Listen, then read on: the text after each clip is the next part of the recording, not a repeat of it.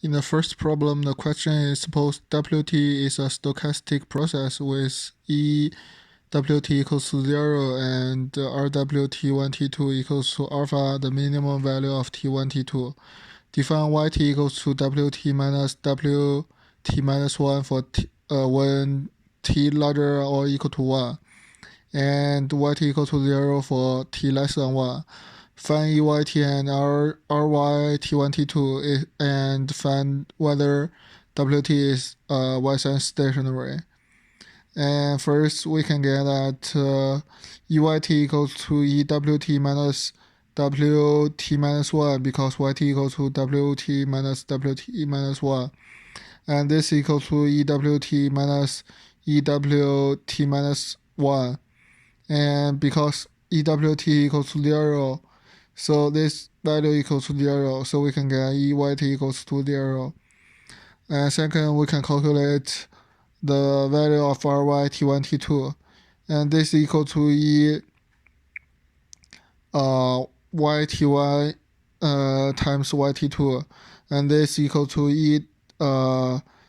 the WT1 minus WT1 minus 1 times WT2 minus WT2 minus 1.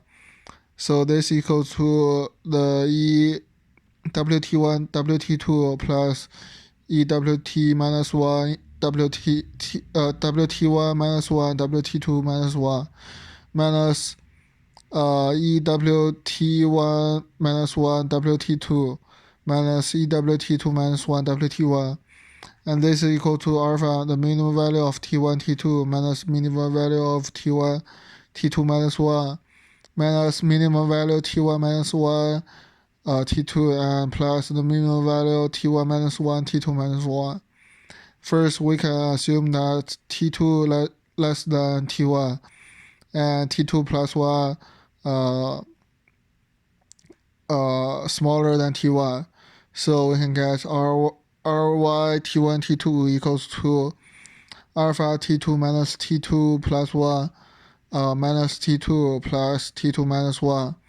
And we can cancel the 2T2 and it is plus 1 minus 1. So this equals to 0. Second, we assume that when T2 less than T1 and T2 plus 1 larger than T1.